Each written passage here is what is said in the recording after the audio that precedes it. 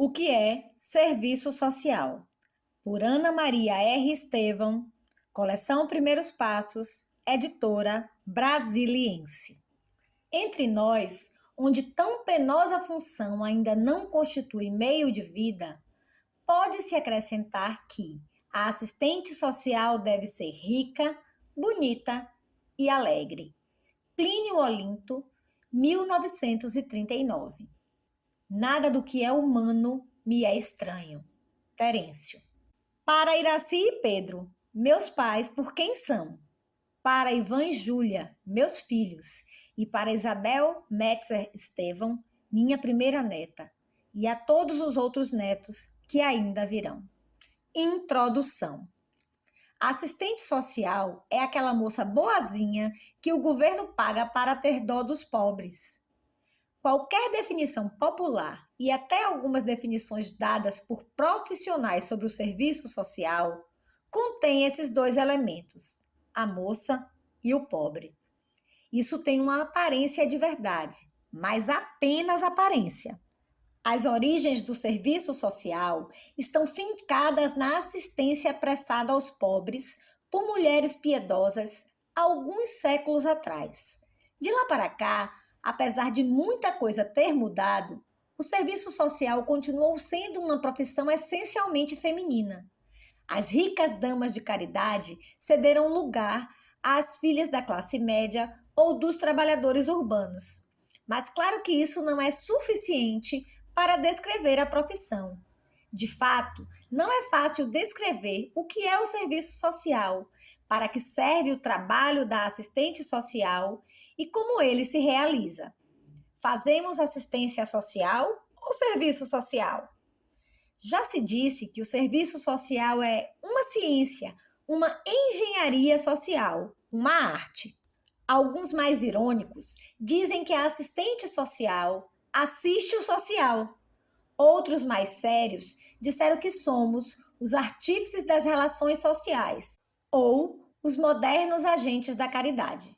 Para os de esquerda, somos os que põem panos quentes nas feridas do capitalismo. Enfim, tanto leigos como profissionais já deram 1001 palpites e até agora não se conseguiu definir o que é serviço social. Para se resolver o caso, até se tentou mudar o nome da profissão. Talvez perguntar o que é serviço social não seja a questão certa. Acho que o melhor seria o que fazem e pensam os assistentes sociais, contando um pouco de sua história, mostrando que o serviço social tem pai e mãe e, inclusive, até já se deitou no divã do analista. O serviço social é fruto da união da cidade com a indústria. Seu nascimento teve como cenário as inquietudes sociais que surgiram do capitalismo e, como qualquer bom filho, quis possuir a mãe, a cidade, e se identificar com o pai, a indústria. Na adolescência, negou várias vezes suas origens e hoje pode-se dizer que adquiriu feições próprias, com contornos definidos na luta pela sobrevivência e, identificado com seus pais, chegou para ficar. É claro que, em sua fase de manutenção, mantém todas as ambiguidades inerentes a uma profissão que, buscando comprometer-se com a população à qual presta serviços, é também canal de ligação entre instituições públicas e cidadãos, empregados e patrões. Daí a consciência infeliz de muitos assistentes sociais que acreditam na profissão, mas não sabem o que fazer com ela. Se me disponho a escrever sobre o que é serviço social, não é só porque pode interessar a muita gente, mas principalmente porque, apesar de tudo, acredito na profissão. Das damas de caridade a Mary Richmond e a infância do serviço social.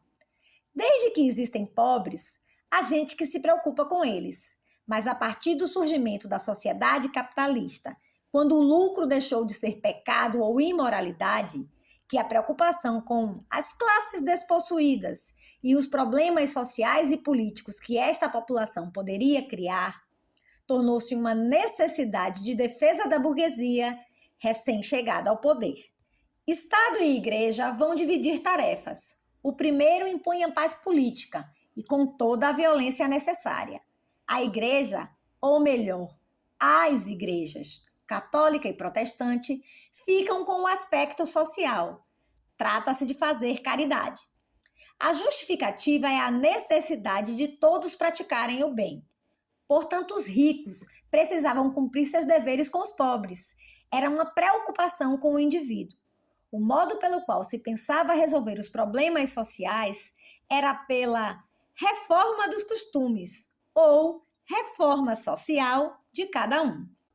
Toda a assistência social nessa época era feita de forma não sistemática, sem qualquer teorização a respeito, além de vagas justificativas religiosas e ideológicas.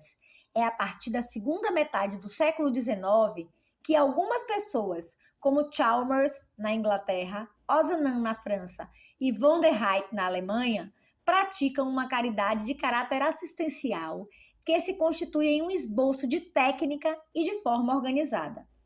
Mas o que faziam essas pessoas que era diferente da prática caritativa anterior? Elas dividiram as paróquias em grupos de vizinhança, designaram um responsável em cada setor para distribuir ajuda material e fazer trabalho educativo, principalmente dando conselhos.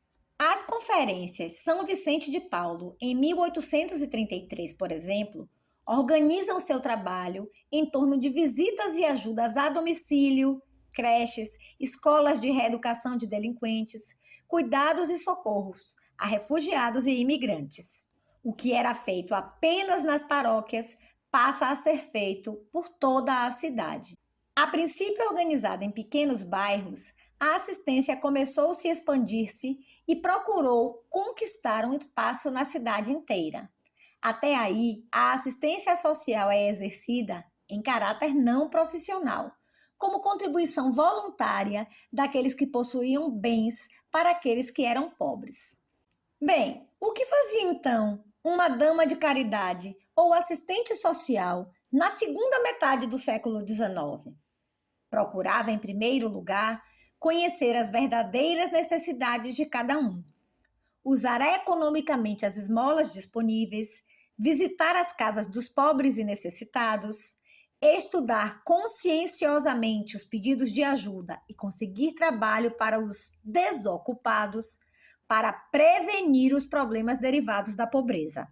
Um marco importante para a organização da assistência social é a fundação em 1869 da Sociedade de Organização da Caridade em Londres, que se baseia em alguns pontos que fundamentaram a prática de toda a assistência social a partir de então.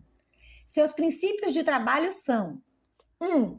Cada caso será objeto de uma pesquisa escrita. 2. Este relatório será entregue a uma comissão que decidirá o que se deve fazer. 3. Não se dará ajuda temporária, mas metódica e prolongada até que o indivíduo ou a família voltem às suas condições normais. 4. O assistido será agente de sua própria readaptação, como também seus parentes, amigos e vizinhos. 5. Será solicitada ajuda às instituições adequadas em favor do assistido. 6. Os agentes dessas obras receberão instruções gerais e escritas e se formarão por meio de leituras e estadias práticas. 7. As instituições de caridade enviarão a lista de seus assistidos para formar um fichário central, com o objetivo de evitar abusos e repetições de pesquisas. 8. Formar-se-á um repertório de obras de beneficência que permita organizá-las convenientemente. Sociedades como esta se formaram em todos os países capitalistas mais desenvolvidos, principalmente nos Estados Unidos. A novidade principal dessas instituições era colocar como princípio a necessidade de criar instituições que se encarregassem de formar pessoas especificamente para realizar as tarefas de assistência social e colocar em pauta a institucionalização do serviço social. O que se fazia por prazer ou por obrigação religiosa passa a se esboçar como uma profissão secularizada. Mas é bom lembrar que para esse movimento de institucionalização outros fatores importantes contribuíram. Temos de pensar então como e por que ou para que surge uma profissão. Em primeiro lugar, é quando ela se torna socialmente necessária e as práticas profissionais se gestam no labor cotidiano. Antes de serem instituídas, as profissões se legitimam pela sua eficácia social e ou política. É claro que as questões humanísticas contam como declaração de boas intenções, principalmente para aqueles que serão os pioneiros da profissão. O serviço social também começou assim.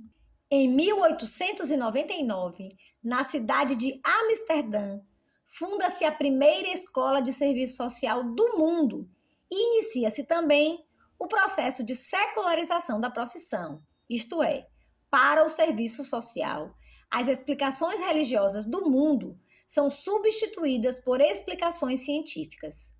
O nascimento da sociologia vai dar o suporte teórico para o serviço social.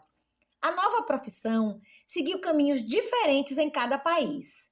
Para nós, interessa lembrar como isto aconteceu nos Estados Unidos, porque, como bons colonizados, copiamos os métodos e técnicas de lá durante muito tempo. As damas de caridade que pretendiam ganhar céu, minorando as agruras alheias, acreditavam seriamente que os pobres eram a causa de sua própria situação e bastava uma ajuda inicial e alguns conselhos bem dirigidos para que se lhe abrissem as portas das benesses que o capitalismo oferecia a todos indistintamente. Como o pobre sempre tem muitos filhos, não bastava apenas ajudar a pessoa, era necessário também pensar na família. Daí surge o trabalho com as famílias, com menores, na área de higiene, etc. Até então, por razões semelhantes, o poder público não estava interessado em assumir os custos da assistência social, deixando-a nas mãos de instituições particulares, especialmente as religiosas. No entanto, havia uma sociedade capitalista em desenvolvimento, uma época de profundas crises econômicas, com a pobreza e a miséria se alastrando, consequências do rápido crescimento urbano e industrial. A sociologia tentou dar conta de tudo isto e oferecer uma explicação não religiosa ao que acontecia na sociedade. E, ao mesmo tempo, havia na sociedade americana várias experiências de filantropia e caridade, tendendo a procurar um espaço dentro das novas profissões emergentes. Foi juntando tudo isso e mais a preocupação em reformar essa sociedade que Mary Richmond, uma assistente social norte-americana no início do século XX, teve a sensibilidade de começar a pensar e a escrever a respeito do que é serviço social e de como ele deveria ser exercido.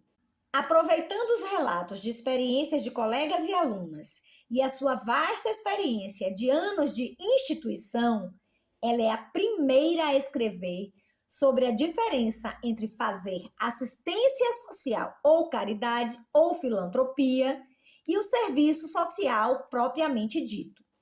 É por meio de seu livro Caso Social Individual que surgem as primeiras luzes sobre uma prática profissional não ainda institucionalizada, e é ela quem vai dar as medidas da prática profissional competente. Para Mary Richmond, dar ajuda material às pessoas pobres não era serviço social, era apenas um osso do ofício, mas não o próprio ofício. De fato, para ela, fazer serviço social implicava trabalhar a personalidade das pessoas e o seu meio social. É claro que o meio social eram a família, a escola, os amigos, o emprego, etc.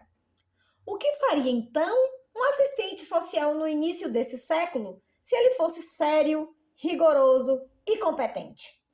Em primeiro lugar, iria preocupar-se em determinar qual a história individual da formação da personalidade de seu cliente. Se ele não havia conseguido desenvolver suas potencialidades enquanto pessoa e cidadão, era porque a situação vivida por ele em seu meio social não havia permitido um correto e completo desenvolvimento de sua personalidade. Esta primeira assistente social Acreditava que a personalidade das pessoas pode, por motivos alheios à sua vontade, dependendo do meio social em que viva, se atrofiar, não realizando assim tudo de que as pessoas podem ser capazes quando lhes são dadas as condições necessárias. Iria também estudar e investigar seriamente o meio social daquela pessoa, por meio de entrevistas, conversas informais, visitas domiciliares a amigos, professores, patrões, etc. Observando e anotando, fazendo relatórios minuciosos, obteria um diagnóstico e tentaria descobrir quais as possibilidades de aquela pessoa vir a desenvolver a sua personalidade e como conseguir a ajuda do meio social para a sua causa. Era preciso descobrir quais possíveis motivações de seu cliente poderiam incentivá-lo a querer mudar, a desenvolver-se como gente, descobrir quais aspectos de sua personalidade deveriam ser reforçados e quais deveriam ser negados. Isso feito, era necessário então escolher qual caminho dever-se-ia seguir para que essa personalidade se desenvolvesse e para que o meio social contribuísse para isso. Caso o meio social não pudesse mudar, o cliente mudaria de meio. Mary Richmond chamou esse procedimento de as ações diretas sobre a personalidade do cliente e indiretas sobre o meio. O assistente social, por meio de longas conversas, de caminhadas noite afora e de visitas, ganharia a confiança, mostraria estar, como de fato estava, interessado em apoiá-lo e ajudá-lo na sua caminhada, em busca de seu desenvolvimento individual, propondo-lhe alternativas, mostrando-lhe caminhos e, principalmente, exercendo influência sobre a consciência da pessoa. As ações indiretas sobre o meio seriam para fazer com que este contribuísse para o tratamento, não só pelo apoio, mas também com a efetiva melhoria das relações sociais entre o cliente e o seu meio. O assistente social faria reuniões, entrevistas e debates, daria sugestões, faria críticas para que as pessoas e instituições em volta do cliente estivessem também afinadas no trabalho de desenvolver essa personalidade atrofiada.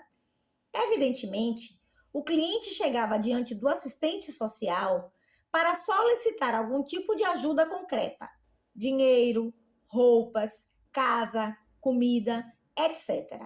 A instituição dava ao profissional os meios para atender esta solicitação, mas o trabalho não parava aí. Essa proposta profissional chama-se Serviço Social de Casos Individuais e exigia muito tempo e muita paciência, extensos relatórios e coleta minuciosa de dados. O grande mérito de Mary Richmond foi dar um estatuto de seriedade à profissão, mostrar que era possível fazer mais do que caridade, ser rigoroso em termos de procedimento, descobrir técnicas que possibilitassem o exercício profissional. Os textos até então escritos sobre o assunto eram apenas um pouco mais que arrazoados de fé. Mary Richmond secularizou a profissão e, ao mesmo tempo, teve a lucidez de perceber que era necessário dar bases técnicas à prática sistemática que se exercia, oferecendo formas de trabalhar nas quais todos os assistentes sociais se reconhecessem. Foi baseando-se nos textos dela que todo mundo escreveu, criticou, mudou.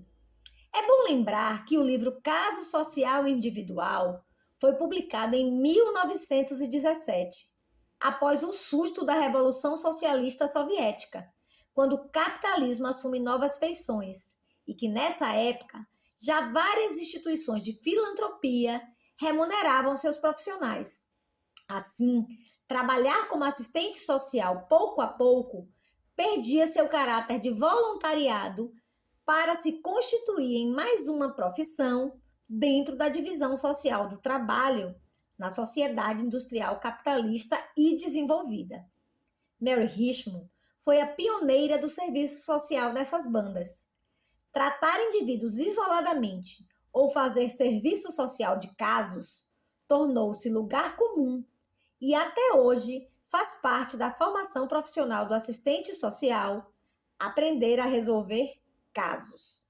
Algumas décadas depois, aparece um segundo tipo de método de atuação em serviço social, o serviço social de grupo. O aprofundamento da crise capitalista tornou evidente que resolver casos de maneira isolada, um por um, já não era suficiente para atender às grandes demandas.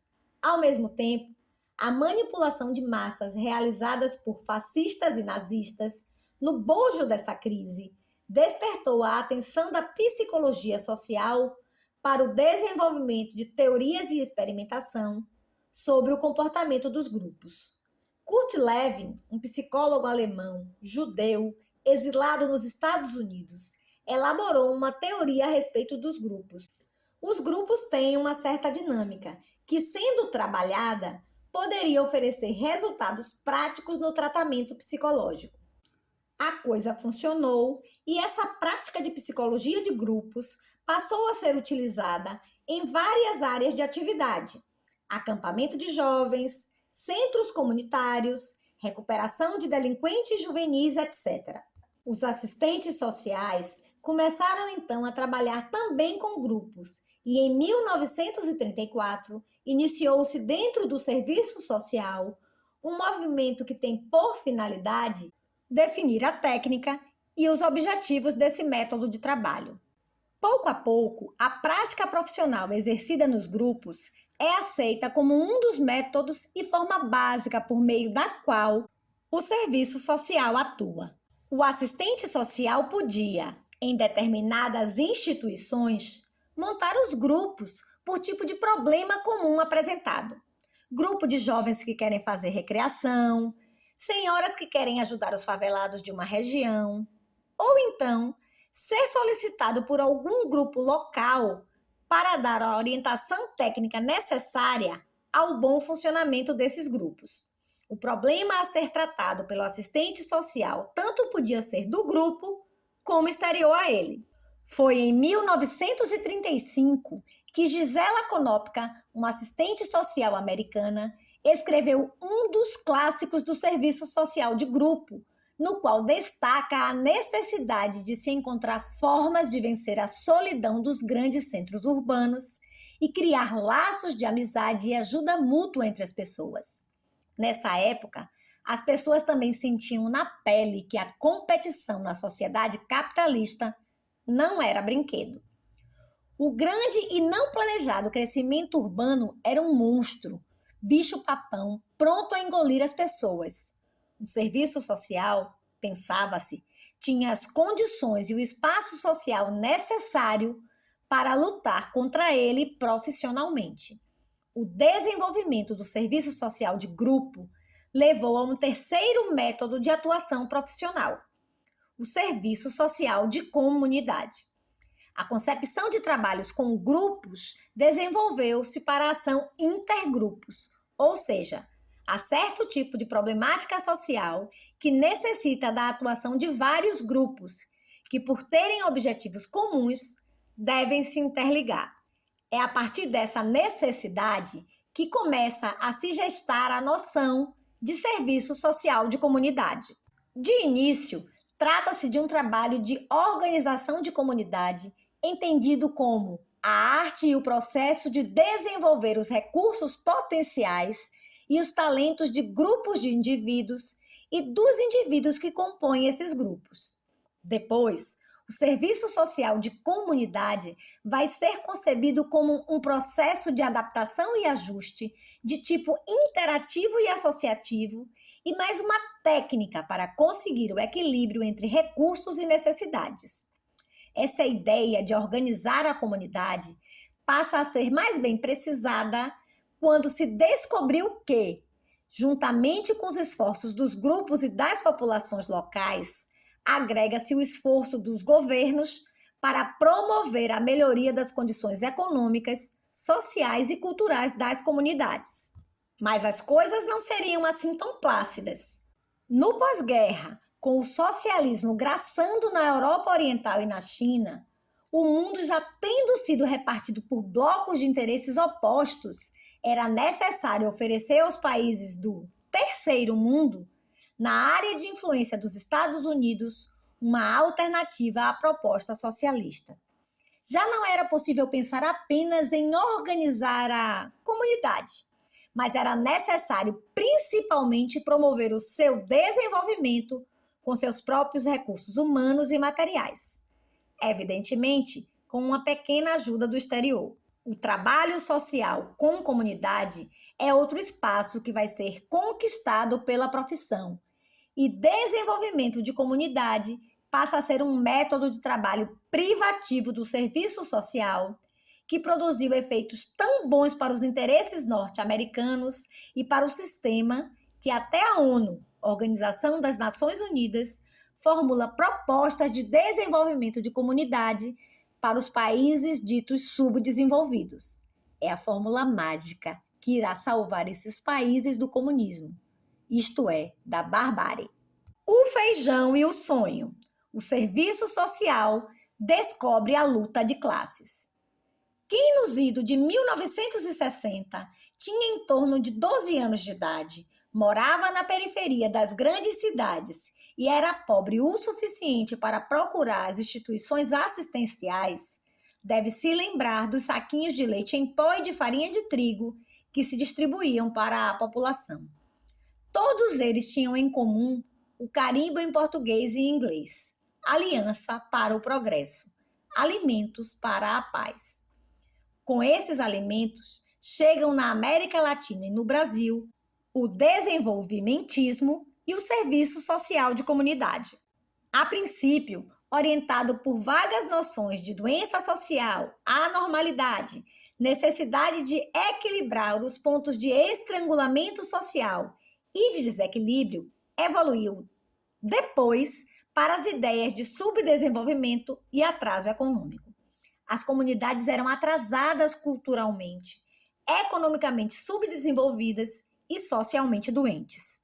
É nesse período que tomam pé as ideias desenvolvimentistas, isto é, as que visam atirar os países da América Latina do atraso, trazê-lo para a modernidade capitalista, fazer um esforço conjunto povo-governo para promover o progresso de 50 anos em 5.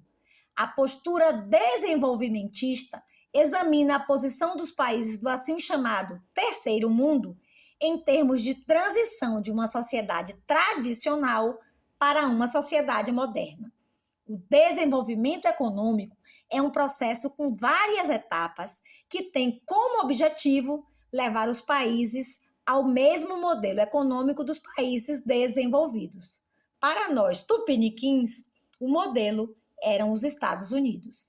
A emergência da problemática do desenvolvimento, pensado dessa forma, influenciou os projetos profissionais do serviço social, entendido como uma técnica que deve contribuir e tem todas as condições para isso no processo geral do desenvolvimento econômico e social do país. Assim, na década de 1960, o serviço social se expande ao assumir as propostas desenvolvimentistas, também em plena expansão nos países latino-americanos. Propostas estas levadas a efeito no Brasil pelos governos Juscelino e Jânio Quadros. Como a sociedade tende a se modernizar, o serviço social também se moderniza. As funções profissionais também se expandem.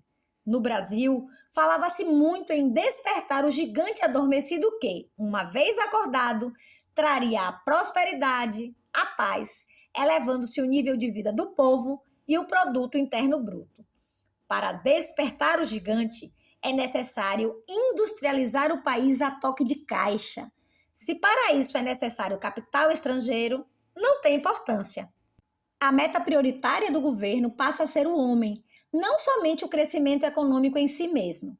Assim, se passava pelo menos em nível do discurso, janista e assistente social sempre gostou de boas intenções. Nesse momento, os assistentes sociais se propõem a aceitar o desafio de sua participação no novo projeto desenvolvimentista. Exigem posições e funções e avaliam as formas para preparar-se para desempenhá-las a contento. Propõe-se, através do método de desenvolvimento de comunidade, a contribuir para o processo de mudança exigido pelo desenvolvimento. Enfim, os grandes problemas estruturais terão soluções técnicas. Apenas retomando, o serviço social começa sua existência tratando os problemas sociais de forma individual pelo atendimento de casos, incorporando depois os métodos de grupo e de comunidade. No começo da década de 1960, os assistentes sociais assumem o desenvolvimentismo e sua atuação, ao tornar-se mais técnica, fundamenta-se na busca de neutralidade, frieza e distanciamento em relação aos problemas tratados e no aprimoramento dos métodos. O assistente social, para trabalhar dentro dessa perspectiva, tinha de ser quimicamente puro, inodoro, incolor e insípido, segundo caracterização feita por Anderegg. Um fato que, de viés, colaborou para que o serviço social latino-americano assim se caracterizasse foi a Revolução Socialista Cubana de 1959. O êxito da experiência cubana mostrou-se um perigo para os regimes latino-americanos. De repente, os Estados Unidos se veem na contingência de apresentar propostas alternativas para um continente onde a maioria da população era de analfabetos, famintos, culturalmente atrasados e economicamente subdesenvolvidos. Precisavam fazê-lo, pois o inimigo havia se implantado em seu próprio quintal. Cuba era um exemplo de que o status quo norte-americano passava por um grande risco. Cuba transforma-se em um problema político e a resposta a esse problema também deveria ser política. Daí a Aliança para o Progresso, que além de oferecer ajuda material concreta às populações, trouxe as ideias desenvolvimentistas. Cabe não esquecer que com o florescimento da indústria em nossos países, o serviço social de empresa acha um campo fértil para o seu desenvolvimento. Mas o desenvolvimento da profissão em empresas acontece paralelamente ao seu desempenho na área pública institucional e é até hoje um campo de atuação que mantém certa autonomia em relação aos outros e muitos assistentes sociais até o consideram o patinho feio do serviço social.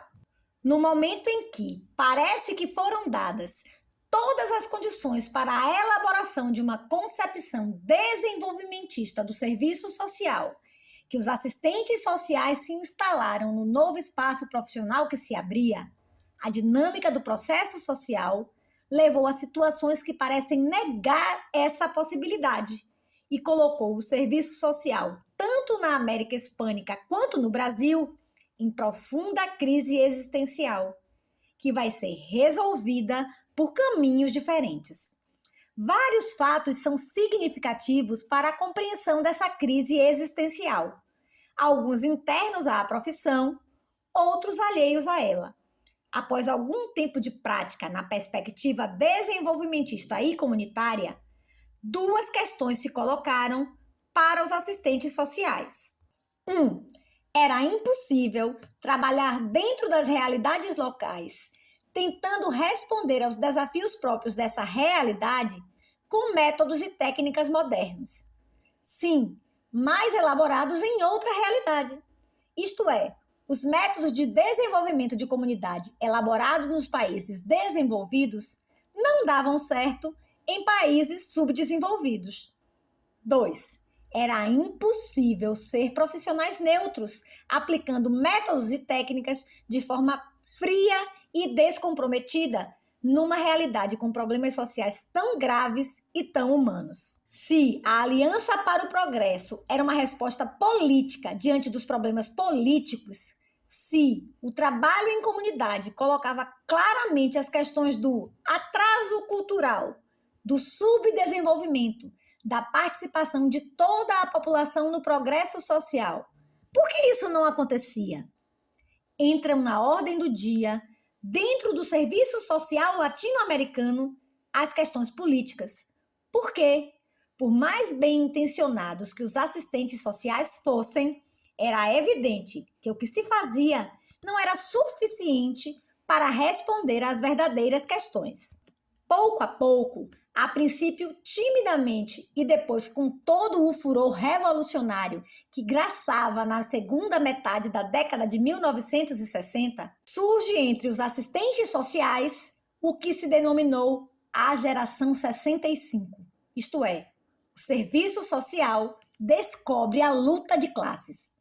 Como diz o cantor e compositor Paulinho da Viola, as coisas estão no mundo, o que eu preciso é aprender. A geração 1965 não começou sua autocrítica feroz, questionando o desenvolvimento, mas com a crítica à pretensa neutralidade exigida dos técnicos e à importação de métodos. Começava-se, então, a lutar por um serviço social com feições próprias, isto é, com métodos e técnicas mais de acordo com nossas realidades. Passamos a pensar, teorizar, ensinar e ensaiar um serviço social tipicamente latino-americano. Em 1965, também o mundo estava entrando em fase de ebulição e a geração 1965 sofreu o duro transe de ver questionada toda a sua concepção de mundo, de sociedade, vendo ruir pouco a pouco os alicerces de tudo em que acreditava, inclusive os da profissão. Os economistas deixaram de falar em subdesenvolvimento e passaram a falar em dependência, capitalismo monopolista, imperialismo. Os sociólogos deixaram de acreditar na harmonia e no equilíbrio social e passaram a falar em contradições, lutas de classe, conflitos inconciliáveis de interesse. Os assistentes sociais deixaram de falar em pobre, carente, patologia social, desenvolvimento de comunidade e passaram a falar em mudanças de estrutura, trabalhadores, compromisso com a população e revolução. O questionamento quanto à situação política dos países latino-americanos torna-se mais agressivo. Os trabalhadores, os sindicatos, as universidades, os profissionais liberais, os trabalhadores rurais, enfim, a sociedade em seu conjunto começa a falar em socialismo, em passagem do poder de uma classe para outra, passa a questionar o status quo. No bojo dessas interrogações, tendo em vista a proposta emergente de uma nova sociedade, moldada em relações não capitalistas de trabalho e de vida, o serviço social entra em pânico. E se vier o socialismo, nós que sempre trabalhamos de braços dados com o sistema, faremos o quê? Mas então, no Brasil, vem o milagre, e o arroxo, e a repressão, e o ato institucional número 5. As coisas tomam um rumo muito diferente daquele tomado nos demais países da América do Sul. Nestes, a resposta a essas questões deu no que se convencionou chamar de movimento de reconceituação do serviço social. Isto é, todos os conceitos, crenças, bases teóricas já não mais valiam. Era necessário procurar outros, era necessário criar também outros espaços profissionais. Tudo que os assistentes sociais faziam até esse momento estava maculado pelos interesses burgueses. Trabalhar em instituições públicas significava fazer o jogo do sistema. Trabalhar em indústria era defender os interesses do patrão perante os operários. Distribuir ajuda material era ser paternalista e assistencialista. Enfim, fazer serviço social era reproduzir a ideologia burguesa, capitalista e exploradora. Logo, fazia-se necessário, inclusive, mudar o nome da profissão.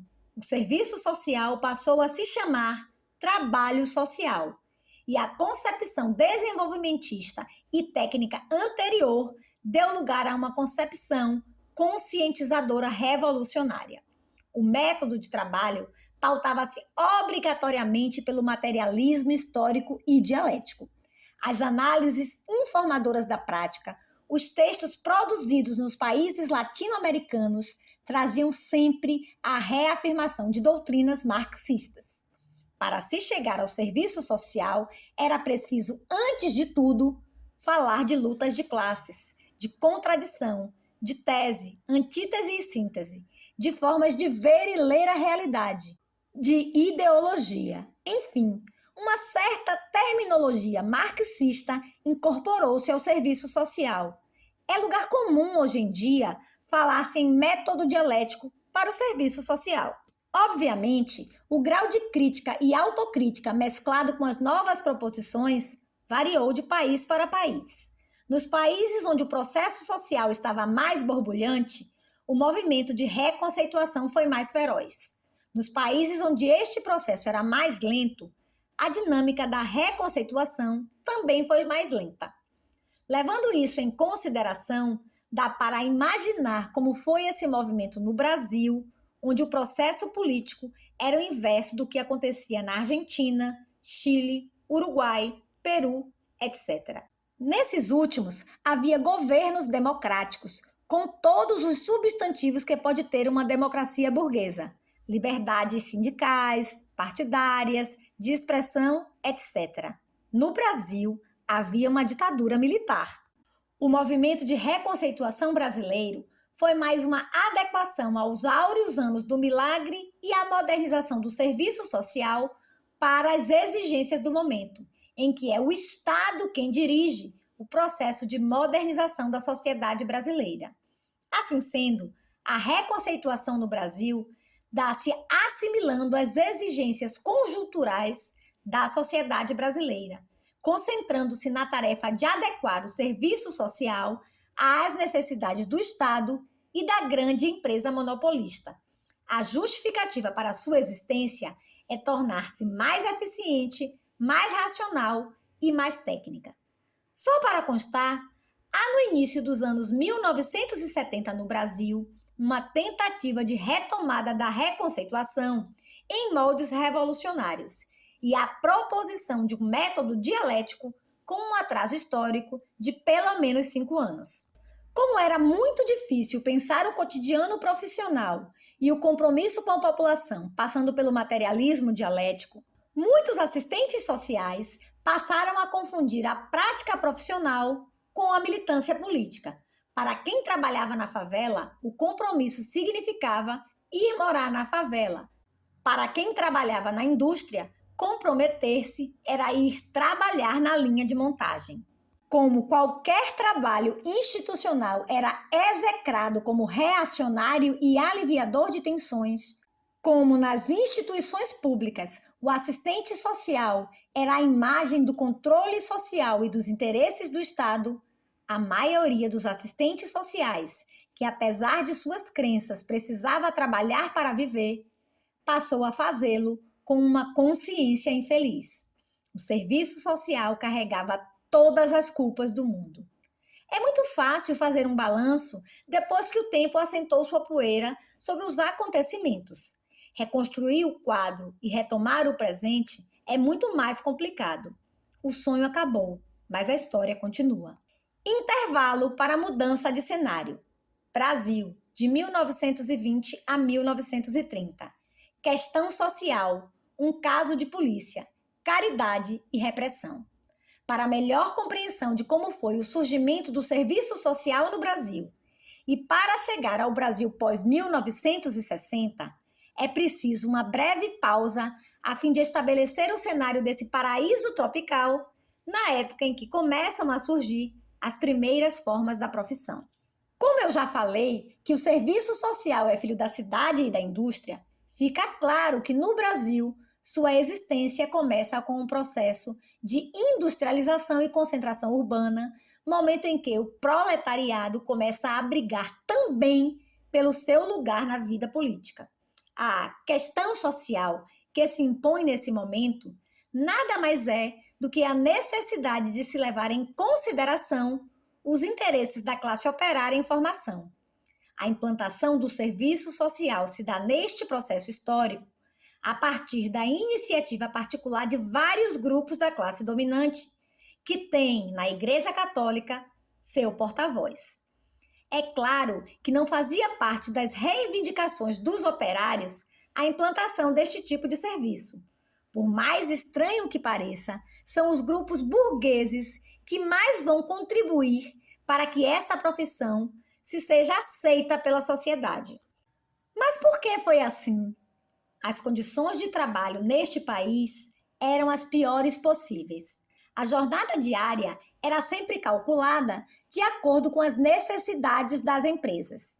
Se a fábrica precisasse que seus operários trabalhassem 16 horas por dia, trabalhava-se 16 horas por dia. Mulheres e menores de idade, menores de 14 anos inclusive, estavam sujeitos ao mesmo ritmo de trabalho. Não tinham direito a férias nem descanso remunerado no fim de semana. Se o operário ficasse doente, não tinha auxílio-doença. O salário do operário e de sua família era somente para comer. Sua vida cultural, educação primária, saúde e todos os pequenos prazeres cotidianos que a vida pode oferecer ficavam a cargo da filantropia ou da caridade. O trabalhador urbano brasileiro e sua família eram subcidadãos. Começam a surgir, então, movimentos sociais que tinham como objetivo defender o único patrimônio desta população, sua vida.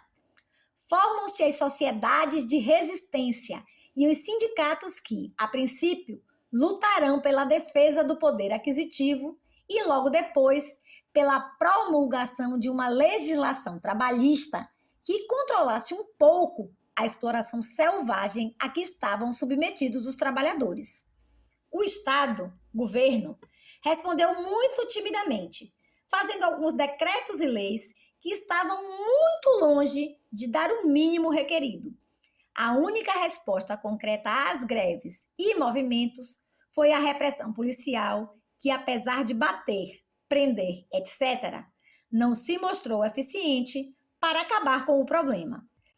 Temos como saldo, no fim da década de 1920, a Lei de Férias, 15 dias, e o Código de Menores, que regulamentava a jornada de trabalho das crianças. A reação das empresas com relação a essas pequenas vitórias foi a preocupação sobre o que o operário fazia nesses dias de folga. Quando esse homem comum, que não teve a educação e o refinamento necessários para cultivar o ócio, seria vítima fácil dos vícios e da animalidade. Isto é, o modo de vida capitalista ainda não estava suficientemente dentro da cabeça do homem do povo para que ele pudesse organizar seu curto lazer.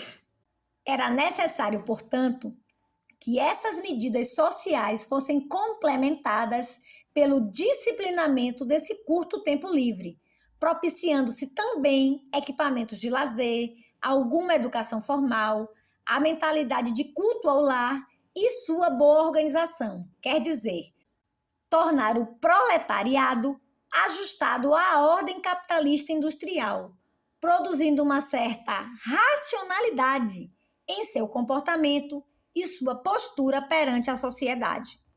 Daí as empresas começaram a oferecer uma precária assistência médica, as caixas de auxílio, as escolas, as vilas operárias, etc. Para a tarefa de socializar o proletariado no capitalismo, contribuem os empresários e a Igreja Católica, por intermédio de seu laicato. São as Ligas das Senhoras Católicas em São Paulo e a Associação das Senhoras Brasileiras no Rio, que vão assumir a educação social dos trabalhadores urbanos brasileiros, em uma perspectiva de assistência preventiva e do apostolado social. Brasil, décadas de 1940 a 1950. Questão social, um caso de política. Apesar de sua ação extremamente limitada e de seu conteúdo assistencial e paternalista, foi a partir do lento desenvolvimento das Ligas das Senhoras Católicas e da Associação das Senhoras Brasileiras que se criaram as bases materiais de organização e principalmente humanas, as quais, a partir da década de 1930, permitirão a expansão da ação social e o surgimento das primeiras escolas de serviço social. Desse embrião de serviço social à necessidade de formação técnica especializada para o laicato foi um pulo, pois a eficiência e eficácia desses movimentos diante da questão social era incontestável. Em 1936, foi fundada a Escola de Serviço Social de São Paulo, a primeira do gênero no Brasil, que, como era de se esperar, se liga à Pontifícia Universidade Católica de São Paulo. Após esse período, a questão social torna-se cada vez mais uma questão de política e menos de polícia, apesar de, ainda hoje, certos governos colocarem coronéis em secretarias de promoção social.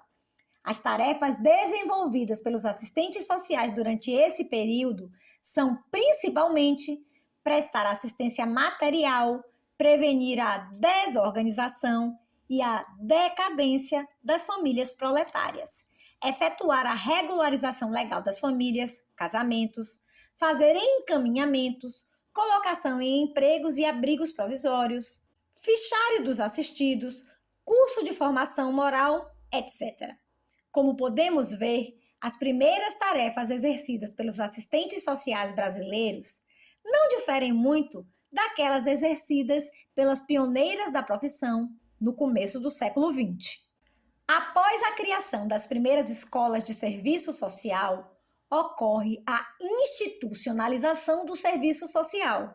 Quer dizer, pouco a pouco, o governo vai criando instituições que vão assumir a assistência social e legalizando a existência da profissão no Brasil.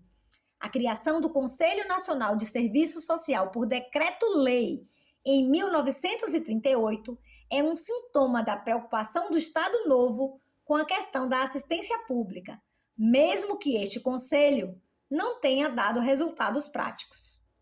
A primeira instituição pública importante, também criada por decreto-lei na área da assistência social, foi a Legião Brasileira de Assistência, nascida em 1942 com o objetivo de trabalhar em favor do progresso do serviço social, ao mesmo tempo que procurava canalizar e conseguir apoio político para o governo, por meio de sua ação assistencialista.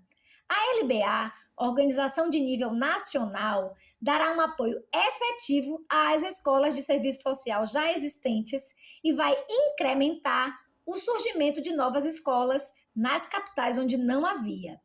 Com relação ao processo de institucionalização do serviço social, a LBA foi o organismo mais importante porque, dado o seu caráter nacional, possibilitou a organização e a expansão do serviço social, ao mesmo tempo que auxiliou a melhorar a formação técnica dos profissionais. Quanto às técnicas de trabalho, continuou dentro dos padrões existentes, isto é, copiava os modelos norte-americanos. O sonho acabou e o feijão está caro. O serviço social põe os pés no chão. O início da década de 1970 foi, também para nós assistentes sociais, o fim dos sonhos. Com o fim do projeto revolucionário para a América Latina e, por outro lado, com o fim do milagre brasileiro, o movimento de reconceituação não só acabou, como foi triturado pelo rolo compressor da reação.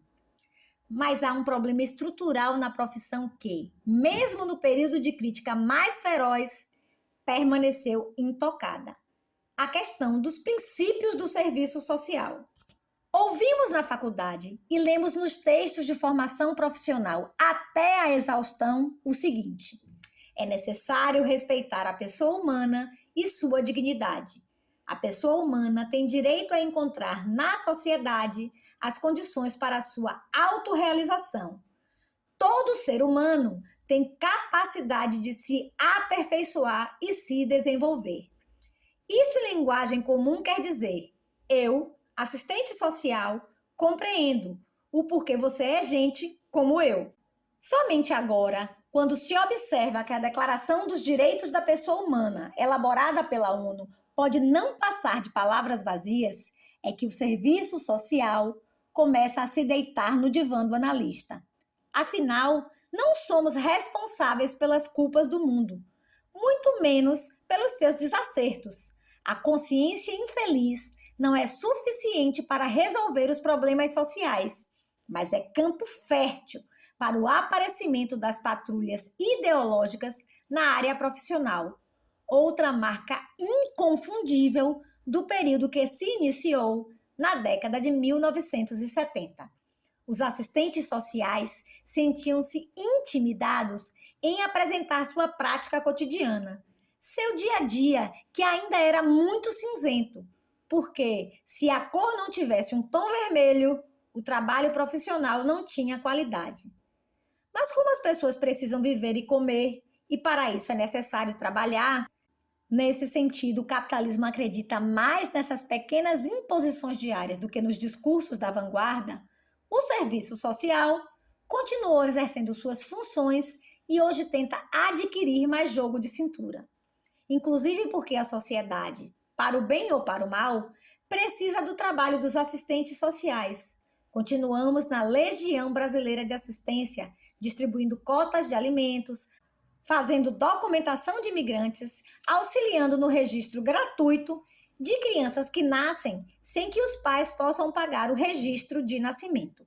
No Centro de Atendimento Socioeducativo ao Adolescente, Fundação Casa, atendemos menores e pais de menores, orientamos os processos de adoção de crianças órfãs ou abandonadas pela impossibilidade econômica de seus pais de sustentá-las. Nos postos de saúde da prefeitura ou nos centros de saúde do estado, continuamos fazendo encaminhamento para outros recursos, distribuindo leite quando necessário, orientando quanto aos serviços de saúde prestados por estas instituições para que os usuários, de fato, usem tudo aquilo a que têm direito, explicando a importância da vacinação para pais que ainda não o sabem, fazendo grupos de grávidas e de orientação sexual para adolescentes, participando de campanhas de vacina. Na Secretaria da Família e do Bem-Estar Social, fazemos planejamento, plantões para atendimento de emergência, atendendo a população quando há enchentes, queda de barraco, alojando temporariamente as famílias em escolas, igrejas, etc. E acionando o esquema de defesa civil, bombeiros, pronto atendimento, vacinas, etc. necessários nessas situações. Assessoramos as creches da Secretaria, orientamos favelados quanto aos seus direitos. No Instituto Nacional de Seguro Social, INSS, fazemos orientação a respeito de direitos previdenciários, auxiliamos velhinhos a fazerem suas aposentadorias, explicamos aos assalariados, futuros papais e mamães, como receber o auxílio natalidade. Nas empresas, facilitamos o uso dos convênios, administramos caixas de empréstimos, organizamos festas de funcionário, etc. Nas paróquias, trabalhamos com a distribuição de recursos assistenciais, alimentos, enxovais de bebê, remédios. Colaboramos na organização de clubes de mães, fazendo palestras e até dando aulas de crochê, se este for o elemento que vai juntar pessoas para discutir problemas comuns. Ao fazer a listagem das atividades mais comuns no dia a dia da maioria dos assistentes sociais, dou-me conta de que alguns profissionais da área do social consideram algumas dessas atividades suas funções. Mas, quando a população procura nossos serviços, ela não discute nem separa se é trabalho do assistente social, da educadora sanitária ou da pedagoga. Ela, a população, quer ser atendida e isso deve ser feito da melhor maneira possível. Tudo isso e mais algumas pequenas práticas profissionais cotidianas constituem o dia a dia do nosso que fazer. Parece pouco? De fato, ainda é muito pouco, e fazer apenas isto não significa um compromisso efetivo com a população. E por isso, após 1975, a profissão vê surgirem alguns fatos novos que, apesar de não se constituírem na prática da maioria dos assistentes sociais, caminha lentamente para isso. Já encontramos muitos colegas de trabalho que acreditam que se identificar e prestar serviços à população significa também participar profissionalmente de movimentos de favelados em busca de melhores condições de moradia, auxiliar no encaminhamento de lutas por creche e participar de movimentos sociais, colaborando na organização e mobilização de grupos sociais que buscam desafogo mínimo para a dureza da vida diária, colocando seu saber profissional a serviço desses grupos. Enfim, socializando o máximo possível seus conhecimentos técnicos. Alguns assistentes sociais de instituições públicas não mais esperam que a população venha até eles, mas saem de suas salas de trabalho e vão até a população. Sabemos hoje que é necessária a fiscalização dos serviços prestados à população e que o controle e a qualidade desses serviços dependem da participação direta da população usuária nessa fiscalização. É nosso papel também, como profissionais que lidam diretamente com os cidadãos diariamente, colocar presente este fato, repeti-lo 1000 vezes se isso for necessário, mostrar a verdade das mais variadas maneiras para que isso se torne verdade e não apenas discurso. Hoje, o trabalho com caso, grupo e comunidade já não é o mesmo de 30 anos atrás. O serviço social busca conquistar novos espaços profissionais, ao mesmo tempo que, procurando se identificar enquanto categoria, tenta se organizar. É claro que a realidade mudou e hoje a diferença entre o feijão e o sonho acompanha o ritmo galopante da inflação e os azares da abertura política, que trazem novas questões para a prática da profissão, exigindo dos assistentes sociais também uma definição enquanto categoria profissional.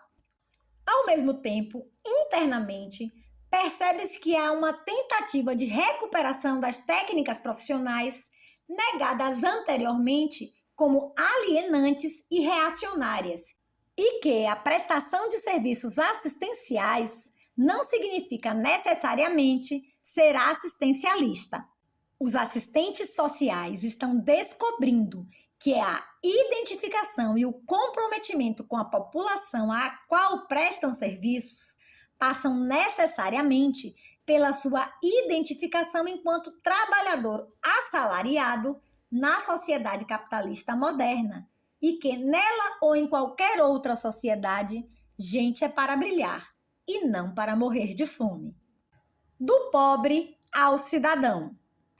A noção de pobre e de pobreza, desajuste, doença social, como já vimos, permeou por muito tempo a prática do serviço social. No caso do Brasil, isto é muito mais sério do que parece, porque a nossa tradição é baseada na concepção do favor e, portanto, do privilégio. Quem primeiro trabalhou neste país foram os condenados em Portugal, que, como castigo, eram mandados para este fim de mundo para trabalhar até morrer. Depois, se tentou fazer um índio trabalhar, mas não deu certo. Quem de fato trabalhou mesmo no Brasil foram os escravos africanos. E nessa época, ou se era senhor de terra ou escravo. A escala social só tinha espaço definido para o dono de escravos ou para os escravos. Trabalhar mesmo nesta terra era coisa de preto. Os que não eram escravos nem senhores da terra eram os homens livres do trabalho, que, segundo consta, incorporavam-se socialmente dentro de afazeres do tipo serviço público, de pequeno comércio ou, em sua grande maioria, viviam de favores dos donos de terras ou dos políticos, seus representantes. A colocação desses homens livres na sociedade não se definia pela sua participação no processo produtivo. Como eles não trabalhavam, também não tinham direitos, tinham privilégios, e estes dependiam da boa vontade do senhor, seu padrinho. A ideia de que as pessoas, pelo simples fato de nascerem, têm direitos adquiridos perante a sociedade, jamais passou pela cabeça do cidadão comum, e muito menos o fato de poder trabalhar é mais um direito. O trabalho não era visto como forma de participação ou de contribuição à sociedade, era um castigo. Até hoje há um ditado que diz: eu estou procurando emprego, não trabalho. O brasileiro pobre é aquele que, quando vai a qualquer instituição pública exercer seus direitos, sempre pensa e se coloca na posição de quem vai pedir um favor e depende da boa vontade daquela pessoa que o atende, recebendo-o bem ou mal. Ele não se sente como cidadão, usufruindo seus direitos. Para ele, ser pobre não é um problema social, mas uma vergonha individual. O Brasil hoje é um país eminentemente urbano-industrial. Vive mais gente na cidade do que no campo. A indústria domina a agricultura. As cidades crescem sem planejamento e o uso da cidade torna-se a cada dia um sacrifício maior, quando poderia e deveria ser também um prazer. O brasileiro, por não ter aprendido a ser cidadão, isto é, aquele que vive na cidade e que tem direitos e deveres de cidadania adquiridos, sofre penosamente essa carga diária de sacrifícios. Até mesmo exercer o direito à segurança social, um direito comprado por meio da contribuição obrigatória mensalmente descontada de seu salário, é um problema. É dentro desse quadro que o serviço social busca redimensionar sua prática cotidiana. Durante muito tempo, a sociologia, a psicologia e a filosofia foram as disciplinas nas quais o serviço social procurou as explicações para fundamentar sua prática cotidiana. Por esses caminhos, conseguimos entender um pouco o mundo e a sociedade em geral, mas ainda buscamos explicar, por exemplo, como o brasileiro de hoje usa a cidade, como ele encara a prestação de serviços públicos e quais são seus direitos de cidadania, inclusive os direitos dos assistentes sociais, cuja profissão é essencialmente urbana. Fazer a ponte entre o cotidiano e a história é uma questão nova, tanto nas ciências sociais como no serviço social. O assistente social também é cidadão, paga impostos até pelo ar que respira, assim como toda a população. Logo, a identificação com sua clientela se dá principalmente como contribuinte. Acredito que isso recupera, até certo ponto, a visão da clientela. Não estamos mais diante do pobre que vem pedir favores, mas diante do trabalhador, empregado ou desempregado, que paga impostos, que deveriam ser revertidos em serviços sociais e em direitos de cidadania. Como a maioria dos assistentes sociais trabalha em instituições públicas, mantidas, portanto, pelo dinheiro público e recebem seus salários dos impostos que são pagos pelo conjunto da sociedade, seu patrão é o contribuinte e não o Estado. A este patrão devemos muito, principalmente competência. Trabalhamos, pois, na distribuição dos direitos de cidadania como facilitadores do exercício desses direitos, que o Estado faz questão de complicar e de mostrar como favores. A burocratização dos serviços públicos, o incrível número de documentos requisitados para que o trabalhador se utilize de um serviço público a que tem direito, mostram muito bem que nem sempre há um interesse por parte das instituições públicas em realmente atender a população. Não trabalhamos porque queremos resolver os problemas do mundo, porque temos dó dos pobres ou por termos vocação para o sofrimento. Aqui acaba a nossa consciência culpada. O serviço social é uma prática profissional de nível universitário, inserida na divisão social do trabalho, como qualquer outra profissão, e divide com os trabalhadores urbanos as incertezas e esperanças de quem é brasileiro e, apesar disso, tem fé na vida. Conclusão: novos horizontes. Novos horizontes surgem para o serviço social.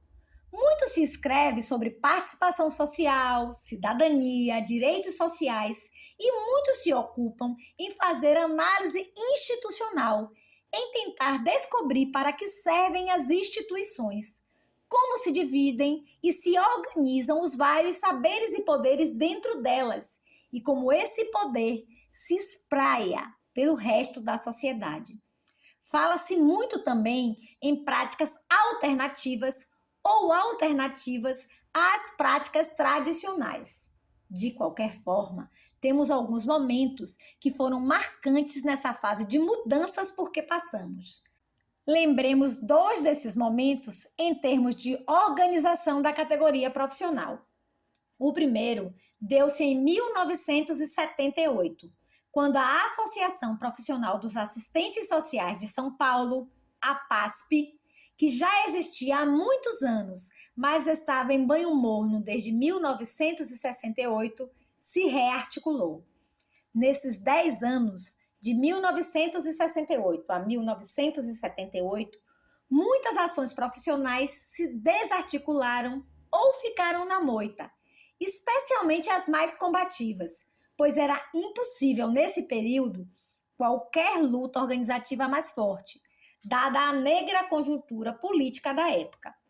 O segundo momento foi em 1979, durante a realização do terceiro Congresso Brasileiro de Serviço Social, quando demos a grande virada de mesa. Um congresso que, a princípio, tinha muito de bajulação dos nossos empregadores, acabou sendo, graças às pressões da base, um momento de reafirmação dos interesses da categoria. A inserção dos assistentes sociais na vida política do país hoje torna-se evidente quando observamos os moradores da periferia defendendo-os no recente caso criado pelo ex-secretário da Família e do Bem-Estar Social, o Coronel, e quando um assistente social sai da entidade profissional para exercer mandato na Câmara de Vereadores de São Paulo. São vitórias que indicam mudanças. Hoje, defrontamos-nos com muitas possibilidades e, como consequência, temos muitas dúvidas.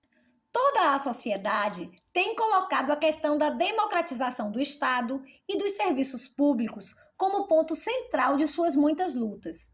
Essa democratização pressupõe não só a exigência de novos e melhores recursos de atendimento aos trabalhadores urbanos e à população em geral, mas também a repartição dos recursos já existentes: creches, escolas, postos de saúde, água, esgotos, energia, transportes, escolas, empregos, salários, equipamentos de lazer, terra, moradia, de maneira menos desigual.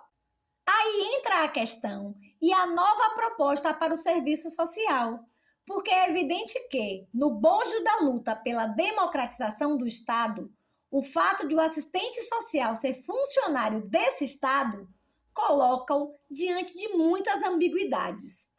Dá para imaginar o que seria um assistente social trabalhando, digamos, numa fundação Casa Democrática ou exercendo funções representativas? A resposta será: nós nunca fizemos isso. Teremos de aprender fazendo e prepararmos-nos para fazê-lo bem feito. Pensar o papel do serviço social no aparelho de Estado, a relação do serviço social com o Estado, é a grande questão. Mesmo que a solução para a crise econômica que sofremos não seja social e a necessidade de responder a essa questão não se coloque de imediato, é certo que o Estado está mudando e esperamos que se afirme a tendência de mudar para melhor. Precisamos estar prontos para isso.